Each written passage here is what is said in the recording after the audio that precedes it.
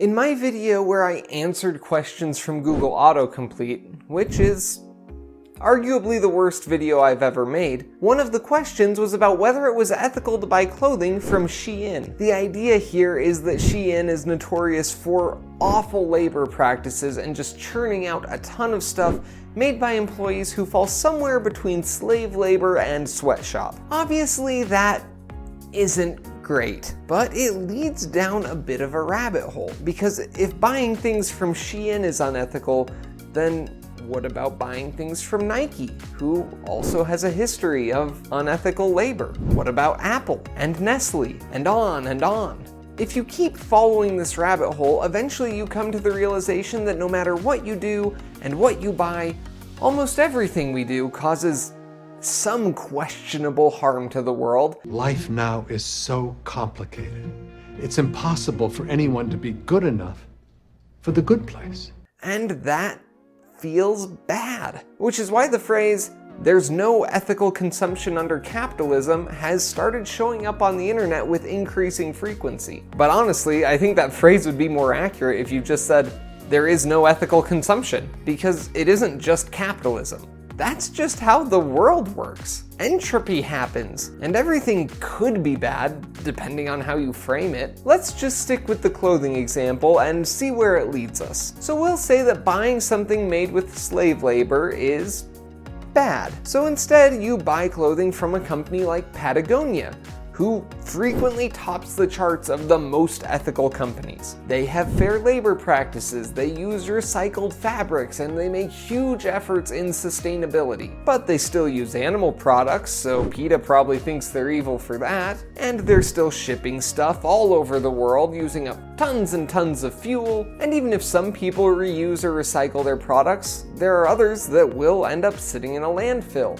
And they almost assuredly have employees, or managers, or even executives who have donated money to causes and politicians that you're fairly sure are evil.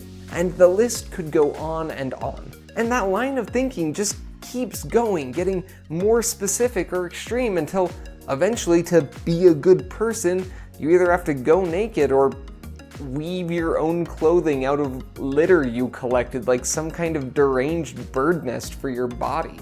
And you can go down this rabbit hole with anything, not just clothing. No matter what you do, there will always be something that you could do better.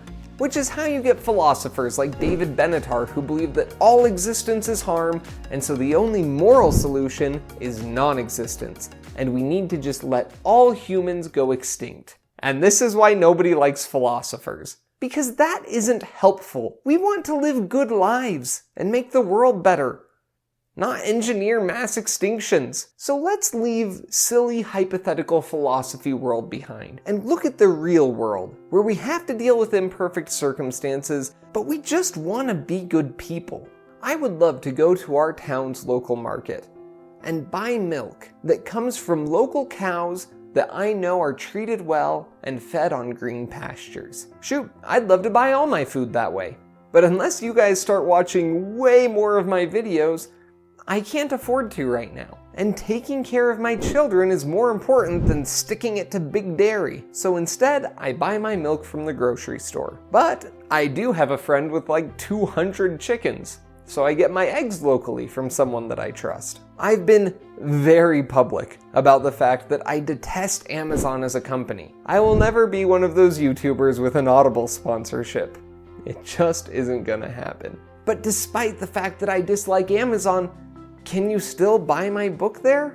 Heck yes you can, because Amazon owns like 80% of the book market. I would love to have this channel grow so much that my next book, which is in the works, can just skip Amazon completely. That would be awesome, but I'm not there yet, and I don't accomplish anything by shooting myself in the foot pretending that I am. The point is that we all have to make trade-offs and decide where our lines are. If it's a choice between a $4 slave labor shirt and a $5 not-so-sketchy shirt, most people can vote with their dollar and support the more ethical shirt. But if it's a choice between a $5 shirt and a $55 shirt, it isn't that simple. If you can afford it, Heck yes, buy the nice shirt from the people who reflect your values. But some people simply can't afford to vote with their dollar when it means paying 10 times as much. And that doesn't make you evil.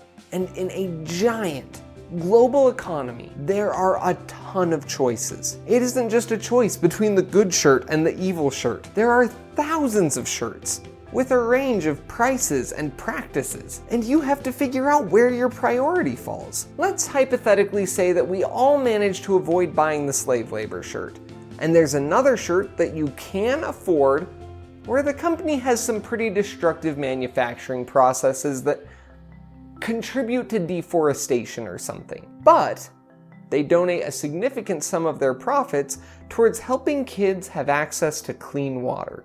Is that an ethical shirt to buy? Maybe.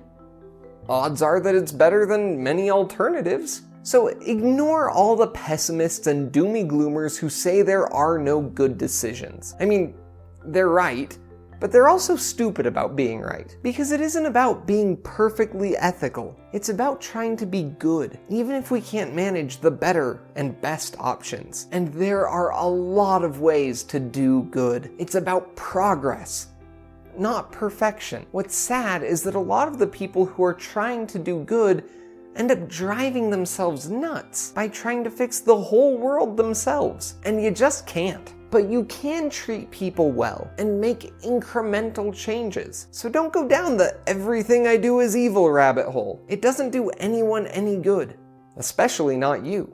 So take a deep breath. You're doing great. Now get out there, make the world a better place. Instead of falling into existential despair, you can subscribe to the channel, join the conversation, and together we can come up with all kinds of great ways to become better people.